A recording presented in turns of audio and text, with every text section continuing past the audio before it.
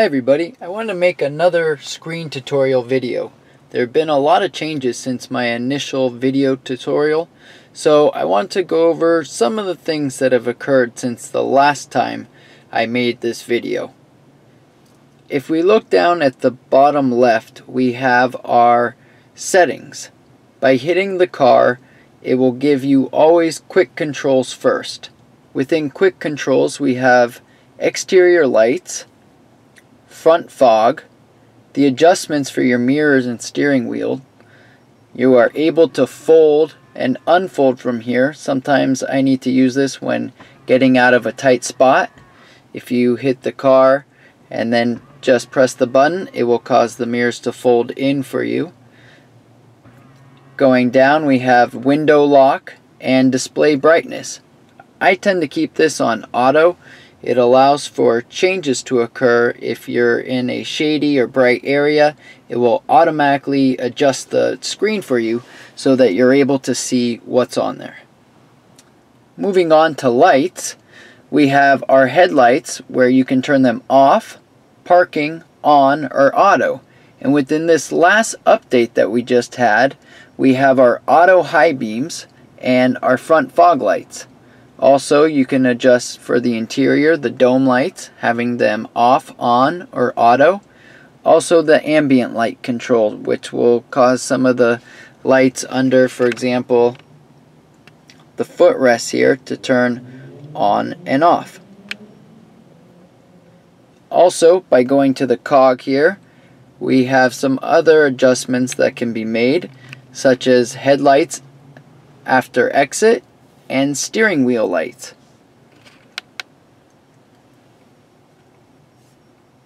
Moving on to the locks, this is where you have the control for any phones that have been set up, as well as unlock on park and walk away lock, which I keep those on. There used to be, in my old video, if you go back, there is a function to where if you were walking by the car, you could have it so that it would auto unlock for you as well. But that was changed for security reasons, and that is no longer a feature in the new versions. Moving on to display, our display mode shows either day, night, or auto. So if I go to day, everything will get very bright there. Night, and I keep it on auto so it will adjust depending on the time of day and the brightness needed. As you could see there, the brightness shifted automatically there. There is also a screen clean mode. If we press that, it turns the screen black so that you're able to clean any smudges off of there. If you can see here, it says screen cleaning mode and press to hold to exit. So you need to hold for 3 seconds and the screen will turn back on for you. There is also a cog in this setting, and for this one you have things such as either 12 or 24 hour for your time format, energy display, and so this is a neat one. If you look at my miles, I am currently at 230 miles with the battery, or you can go to energy, and that equates to 74% of the battery currently. Also distance from miles to kilometers. We also have temperature from Fahrenheit to Celsius, as well as tire pressure from PSI to bar. Within this cog, moving on, acceleration in the driving feature. We have chill mode, which when you press down on the accelerator, you will not go as fast. It's going to temper a bit the amount that the car is able to go, the amount of torque that is given to the car. So it gives you a little bit more of a smooth acceleration. I have a video on that if anybody's interested in seeing. And then you have your standard mode. For the steering mode, you have comfort, standard, and sport. For regenerative braking, this is an interesting one. We have standard and low. I've always used standard and I've always really liked it. For those of you that are coming from gas car and are not used to the regenerative braking, a lot of times they recommend starting on low and then moving to standard. I like standard for a lot of reasons myself. One, it helps with putting power back into the car and giving it more energy. And two, I use it almost as a single pedal driving. I really do not need to use the brake that much. The regenerative braking in this car is fantastic. I have no proof of it, but it feels much better than even the Model S. And so while I'm driving, just by taking my foot off the accelerator a bit, not even fully, it's already slowing the car down for me. So I rarely am using the brake, obviously depending on the situation, but I try to limit my use of the brake, and I use the accelerator pedal a lot for changing my speed. There's also your traction control and a creep mode. This is another one more to resemble a gas car. When creep is on and activated, it will slowly move when the brake pedal is released. So it makes it so it resembles more of a gas car. Autopilot, for those of you with Autopilot, here's a place where you can adjust your cruise follow distance, how many car lengths, your auto steer, as well as your auto lane change. Now, with our latest updates, they've made it so we do not need to go into it here if we don't want to, and we can make all of these adjustments off of the steering wheel now. For this cog, we have a speed limit warning, either off, display, or chime. Speed limit, you can set it to being either relative or absolute and provide an offset within a certain amount of miles per hour as you like, as well as forward collision warning. I have mine set to medium currently. You can have it off late or even early. I find that medium gives me a good amount of time to where it's going to pick it up and I still have time to react, and it's not sending me a bunch of loud beeps without there being any issue. Again, that's going to come down to personal preference. For me, I found medium to be the best. There's also a function for lane departure warning. This is where the steering wheel will vibrate if it feels like you're moving outside of your lane, as well as your automatic emergency braking. Moving on to safety and security, here you have your parking brake and also vehicle power. This is a place where you can shut down the vehicle power. For the cog here, we have park assist chimes, security alarm on or off, allow mobile access on or off, as well as your ability to provide data sharing. So within this data sharing is them asking if you would like Tesla to collect data off of you off of your driving, as well as using the cameras that are embedded in the car.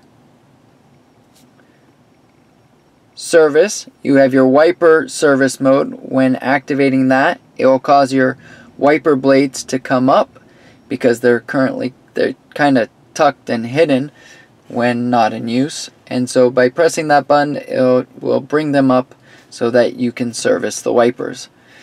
There's also an adjust headlights, towing function, as well as your owner's manual. Your button for the glove box is always down below here. And another neat little trick that I found, anytime you're in any of these functions or you have any boxes up here and you want to take them away and go to the maps quickly and get back to kind of your home screen, you do not need to hit the X here. You can actually tap the car and that will take everything away and bring the map screen back up. As you can see, there is a very nice map screen here. In a previous video, I showed you that swiping to the side will either give you your home address or your work, depending on where you are and what time it is. Within here you can have your real-time traffic on or off, as well as satellite or map view. You also have this button with the charger, which is going to show you all the chargers in the nearby area for you to use. Not just superchargers, but other chargers that are available for Teslas. It will also give you certain locations that you've charged in the past, knowing that that's a spot where you're able to charge. There's also a cog here in the maps view. For here you have a trip planner. This is a trip planner will add stops at superchargers in charging if charging is needed to reach your destination.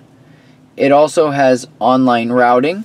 Online routing generates optimal routes and takes real-time traffic conditions into account while navigating, as well as a function to reroute if it's going to save you more than, and you can kind of set here how much time you want it to save you before it's going to give you a different route to take.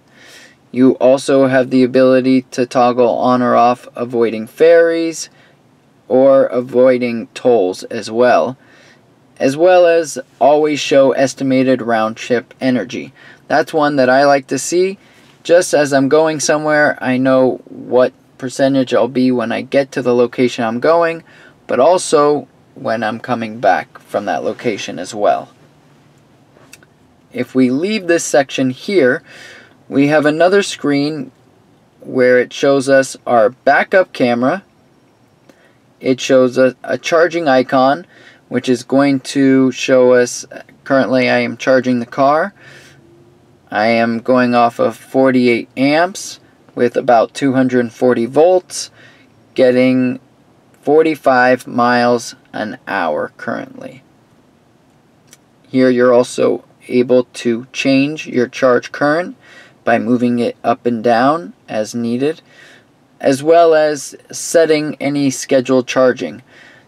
This scheduled charging is great for anybody on a time of use plan at home, where you are going to get better rates at different times of the day. So typically early morning, late at night, early morning are the best rates, so you can set the time for your car to start charging using that function. Here you have your microphone where you can ask certain things like the directions or what restaurants are nearby, and so that's another great function that we can use. Moving on, we have our windshield wipers, our trips. It's going to give you through a certain time, as well as since your last charge, and then your overall odometer reading. Going down here on the screen, we have our music icon.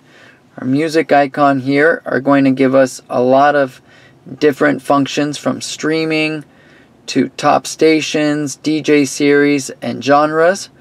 It also, in the latest update, allows us to toggle between radio streaming, our tune-in, and phone very easily now. Moving on, our heated seats, our phone. By tapping our phone, it will give us our dialer, contacts, or recent calls. Our heated seats for driver and passenger, as well as our HVAC for the car, where we can adjust where the air is going to go to on either the driver and passenger, as well as if you want the air to go to the back seat or not, how high it is, as well as where you want it, face, body, legs. You also, with the premium package, have the chance to set the back seats here and the front seats as well, if you'd like to. To turn off, you hit the power button and it will turn off the HVAC for you. moving on, we have the heat or cooled for the front windshield, and then heated for the rear. And then your control button for the volume off to the right. That can also be controlled off of the steering wheel as well. A lot of neat functions with this car. You also have your lock and unlock button here at the top. Your home link that can be controlled to your home, whether you have a gate and or your garage at home. And what's really neat about it is you can set a certain distance for it to turn on for you, as well as to close the garage door if needed. You also have your Bluetooth.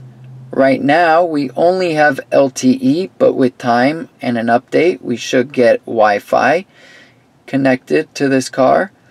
And by hitting the T, that's going to give you such things as your Easter eggs and all that fun stuff that comes with the car.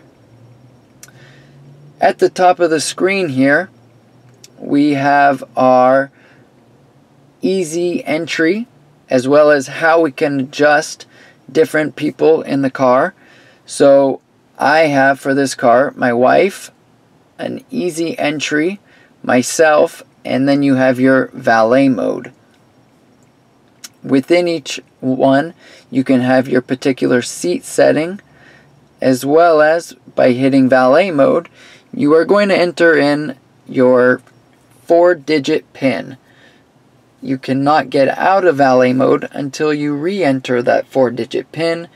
When you take the car and enter it into valet mode, it will lock the glove box, or make the glove box not accessible, I should say. It will also reduce the power to the engine, and so the person is going to drive more like in chill mode than standard mode. Our temperature, as well as the time on the top right there. That just about does it for the screen tutorial. There have been a fair amount of changes. Most of the changes have been down here, as well as the addition of the heated rear seats. So that's one of the really cool things that I just absolutely love about this car, is how it just gets better with time.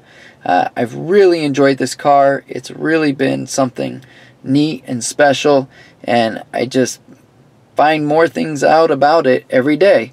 So I thought this would be a great thing to do, since there have been changes since the last time, and I went a little bit more in depth now that I've had the car a bit longer and I've learned more. If you have any questions at all, do not hesitate to ask in the comment section below. Please hit that subscribe button if you haven't already. As I've alluded to in the last video, I have some pretty big plans. I have some pretty good stuff coming up in the future. And if you really enjoy the Model 3, I think you guys are really going to like these videos. And please give this video a thumbs up if you enjoyed what you watched. Thanks for watching, and I will see you all soon.